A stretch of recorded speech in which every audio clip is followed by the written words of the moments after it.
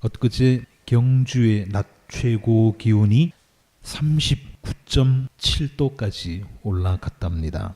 사람의 체온이 보통 36.5도라고 하지 않습니까? 바깥 기온이 체온보다 높다는 것은 숨을 제대로 쉬기 어려운 상태라는 뜻입니다. 이 무더운 날씨에도 하나님께서 여러분을 잘 지켜주시고 보살펴 주시기를 주님의 이름으로 축복합니다. 바깥 기온이 체온에 근접하거나 체온을 넘어서게 되면 더위를 이기기 위해서 우리는 체력을 많이 소모하게 됩니다. 우리 속담에도 쌀독에서 인심난다 그랬지 않습니까? 지갑이 두둑해야 어디 가서 밥도 사고 사람이 궁색하게 되지 않는 법인데 지갑이 얇으면 돈 쓰는 일이 무섭습니다. 밖에 나가고 싶지도 않습니다. 체력도 그렇습니다. 내 몸의 에너지가 넉넉해야 남도 배려하고 누구를 도와주기도 할 텐데 더위를 이기느라고 체력이 고갈되어 있으니까 남을 배려할 여유가 없습니다. 그렇기 때문에 조그마한 일에도 짜증이 날 수밖에 없습니다. 읽어보신 분들이 많겠습니다만은 알베르 까뮈의 이방인이라고 하는 소설을 보면 주인공 메르소가 총으로 사람을 쏘아 죽입니다. 당연히 체포됐겠죠. 재판을 받았습니다.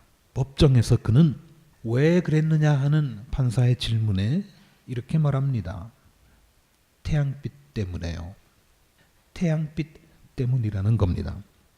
물론 그때가 뜨거운 여름이었으니까 그 말이 틀리지는 않겠지만 일각에서는 다른 해석을 내리기도 하는데 메르소가 딱 보니까 상대방이 칼을 가지고 있는데 그 칼이 햇빛에 반사되어서 그 빛이 자기에게 쫙 왔습니다. 그 순간 정당방위로 총을 쏜 것이 아니겠는가 이렇게 해석을 하기도 합니다. 까미가 죽고 없으니까 물어볼 수는 없습니다만은 뜨거운 햇살이 살인의 원인이기도 했을 겁니다. 아무튼 날이 뜨거우면 사람들이 예민해지는 것은 사실이죠. 구약 성경에 보니까 요나가 햇살 때문에 화를 내는 장면이 나옵니다. 요나가 하나님의 명령을 거역하고 니느웨로 가라고 하는 하나님의 명령을 거역하고 스페인으로 갔지 않아요. 그러다가 배가 풍랑을 만나서 요나의 반역이 들통났습니다. 뱃사람들은 요나를 바다에 던져버렸습니다. 요나는 물고기 덕에 어찌어찌 다시 살아나서 니느웨로 갔습니다. 이제는 명령을 안 지킬 수가 없습니다. 니느웨로 갔습니다. 기분은 내키지 않았지만 원래 가기 싫었기 때문에 기분은 내키지 않았지만 요나는 꾸역꾸역 하나님의 말씀을 전했습니다. 당신들은 망할 겁니다. 망하지 않으려면 회개하십시오. 당신들은 망할 겁니다. 이 도성, 이 성은 망할 겁니다. 하면서 소리치면서 돌아다녔습니다. 사실 요나의 내심은 이놈들아 한번 망해봐라 하는 그런 마음이었을 겁니다. 그런데 이게 웬일입니까? 그 사람들이 왕에서부터 백성에 이르기까지 모두 나와서 죄를 뒤집어쓰고 금식을 하면서 회개를 합니다. 전혀 각본에 없던 그런 일이었습니다. 하나님께서 그 모습을 보시고 니느웨를 멸망시켜야 되겠다 하는 계획을 취소하셨습니다. 요나가 심사가 뒤틀렸죠. 아이씨 저것들 망해야 되는데 하면서 화를 냈습니다. 그때 하나님께서 말씀하셨죠. 야 이놈아 네가 화를 내는 게 옳으냐? 네가 화를 내는 것이 옳으냐? 그러고서는 요나가 뜨거운 햇볕을 피하려고 들어가 있던 박넝쿨을 밤새 죽여버렸습니다. 아침이 되니까 햇빛이 쨍쨍 내리쬐니까 뜨거워서 견딜 수가 없습니다. 그래서 요나가 다시 하나님 앞에 항의를 했죠. 아이고 하나님 못 살겠습니다. 이럴 바에는 차라리 나를 죽이시지요. 왜 이렇게 놔둡니까? 그때 하나님께서 말씀하신 내용이 요나서 4장 10절에서 11절까지 나옵니다. 네가 수고하지도 않았고 네가 키운 것도 아니며 그저 하룻밤 사이에 자라났다가 하룻밤 사이에 죽어버린 이 식물을 네가 그처럼 아까워하는데 하물며 좌우를 가릴 줄 모르는 사람들이 12만 명도 더 되고 짐승들도 수없이 많은 이 큰 성읍 니느웨를 어찌 내가 아끼지 않겠느냐. 니느웨 사람들이 하나님의 자녀라고 하는 생각을 요나는 하지 못했던 겁니다. 그 사람들이 미우니까 이놈들 제발 좀 망했으면 좋겠다 하는 그런 마음을 가지고 있었던 것이죠. 이렇게 해서 요나는 화를 내다가 하나님한테 한 대 맞았습니다. 미국의 포틀랜드라고 하는 지역에 사는 남자가 하나 있었는데요. 이름은 프랭크이고 나이는 46세였습니다. 이 사람은 페이스북을 하다가 여자를 만났습니다. 데비라고 하는 여자인데요.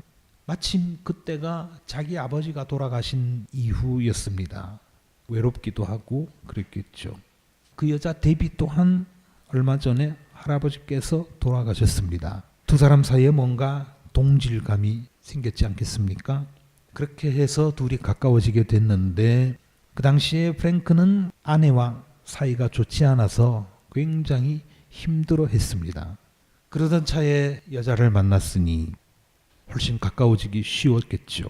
그래서 두 사람은 친구가 되었습니다. 친구가 된 데서 그친 것이 아니라 아예 그냥 뿅 가버렸습니다.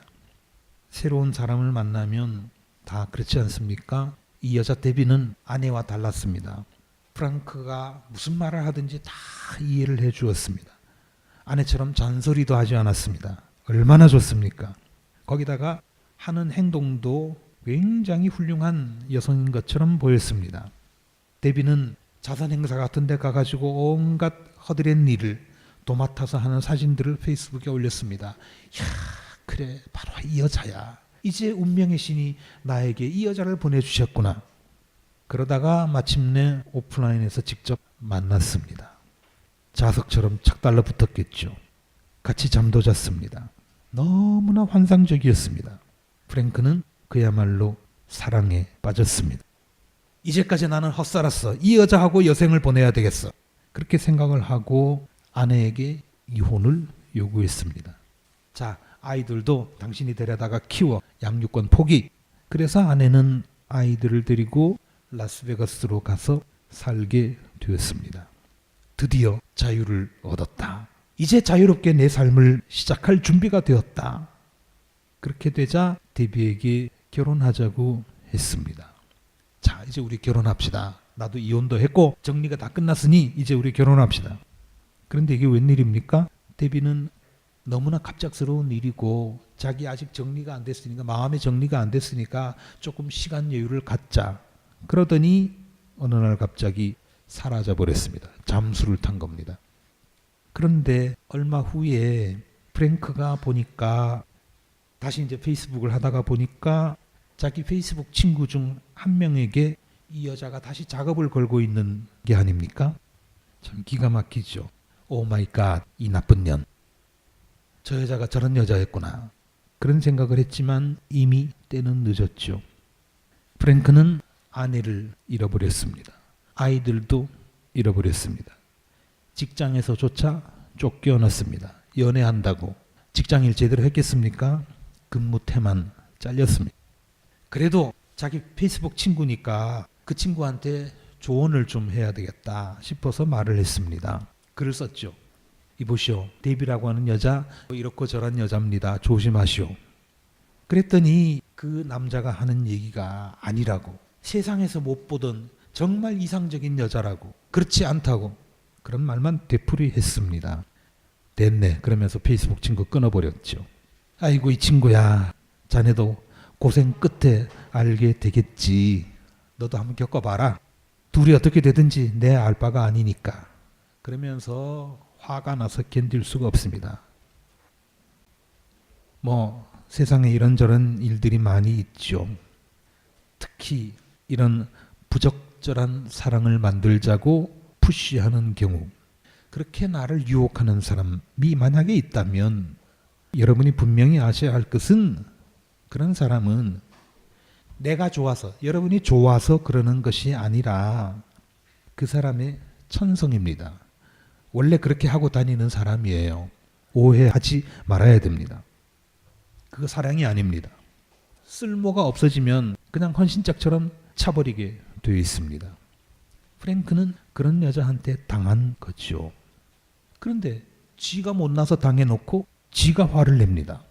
하나님께서 이 남자에게 한마디 하셨다면 아마 그러셨겠죠. 네가 화를 내는 게 옳으냐?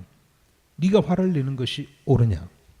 이처럼 세상에는 자기가 잘못해놓고도 화를 내는 사람들이 있습니다. 의외로 많습니다. 그런가 하면 잘못한 것이 전혀 없는데도, 남을 위해서 고생만 계속 했는데도 화를 안 내는 사람이 있습니다. 그 가운데서 대표적인 인물이 바울입니다.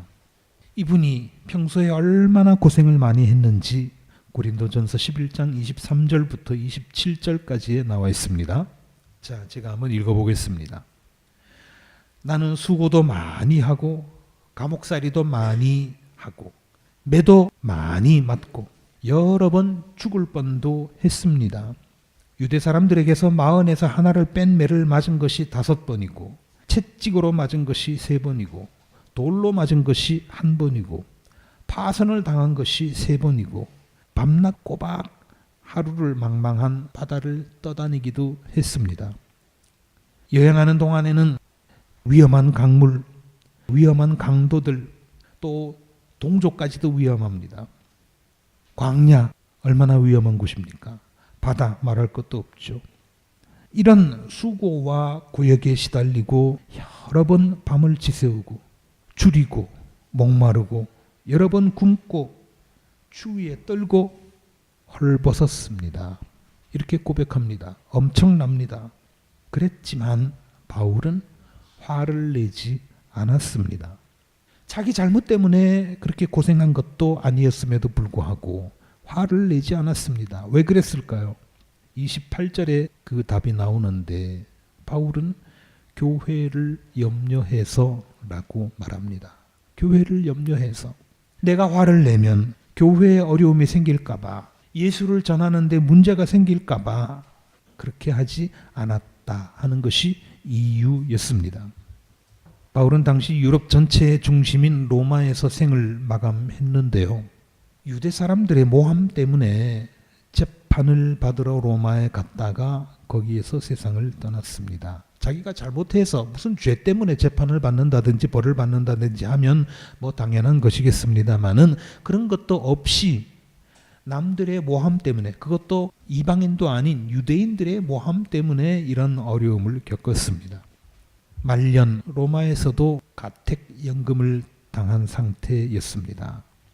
거기서도 바울은 화를 내지 않았습니다. 열을 받지 않았습니다. 오히려 틈나는 대로 사람들에게 예수 이야기를 해 주었습니다. 하나님 나라 이야기를 해 주었습니다. 얼마나 멋집니까? 우리가 본받아야 될 분이죠. 이번 주 주말 22일이죠. 토요일 중복입니다. 삼복더위에 딱 중간쯤 되는 폭염이 계속되고 있는데요. 날이 뜨거워서 몸과 마음이 힘든 시기지만 화내는 것을 자제하고 오히려 이런 때일수록 예수님의 정신, 하나님 나라를 전파하는 저와 여러분이 되시기를 주님의 이름으로 기원합니다.